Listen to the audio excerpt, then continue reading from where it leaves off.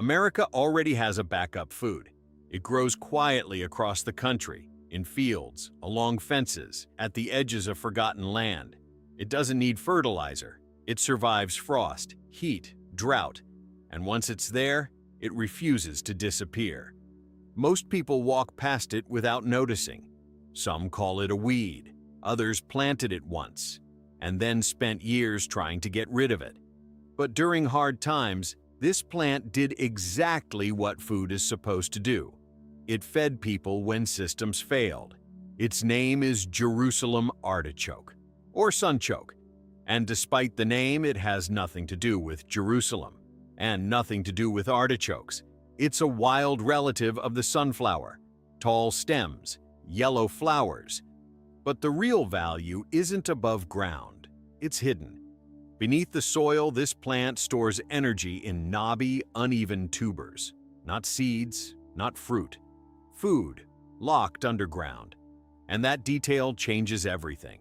Unlike grain, it doesn't need harvesting all at once. Unlike potatoes, it doesn't rot easily in the field. It can stay in the ground through winter, through frost, waiting. In much of the United States, it grows without help. No special soil, no chemicals, no irrigation systems. Plant it once, and it comes back year after year, sometimes stronger than before. That resilience is exactly why it spread so easily, and also why it made people uncomfortable. Most crops depend on planning, supply chains, storage, and timing. This one doesn't. You don't need silos. You don't need warehouses. You don't even need to harvest it right away. The ground becomes the storage. For early settlers, small farmers, and people living close to the land, that mattered. In difficult seasons when harvests failed or food was scarce, this plant stayed. Quiet, persistent, reliable. It never became a symbol of abundance. It never became famous, but it endured. And in a world built on control, efficiency, and profit, a plant that grows anywhere and answers to no system was never going to be celebrated. It was going to be ignored. What makes this plant truly different isn't just that it grows easily. It's how it stores food. Most crops force you to harvest everything at once. Miss the window, and you lose it. But Jerusalem artichoke works on a different timeline. Its tubers can stay underground for months, protected from weather, protected from pests, protected from spoilage. You harvest only what you need, when you need it. In survival terms, that's rare. It's not just food, it's a living reserve. And for a long time, Americans understood that.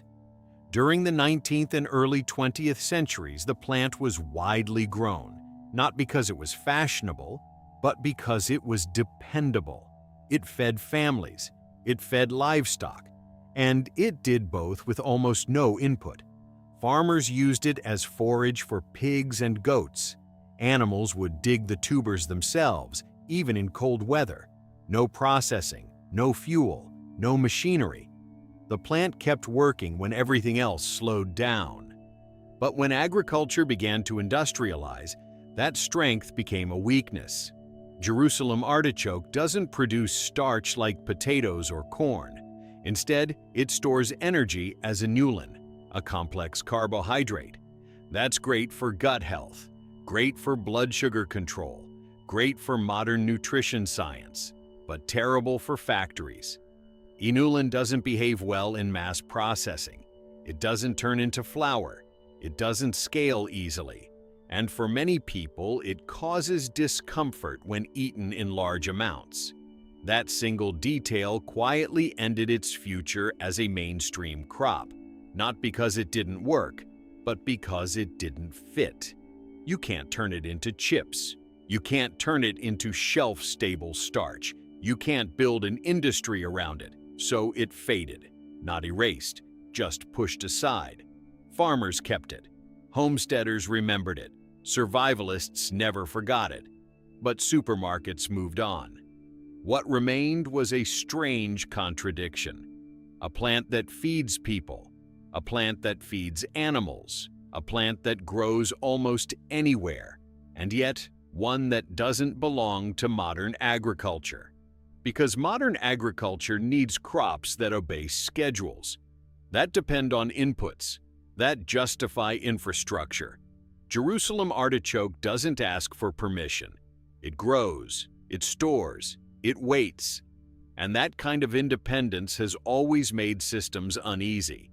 Today, Jerusalem artichoke still grows across the United States, in backyards, along roadsides, at the edges of farmland.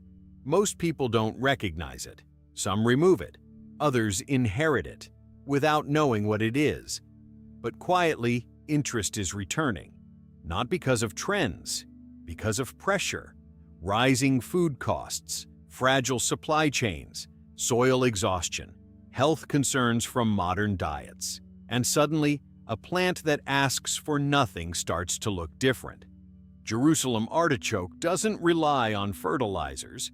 Its deep roots break compacted soil. Its growth protects the ground from erosion. Year after year, it returns without replanting. That makes it difficult to control.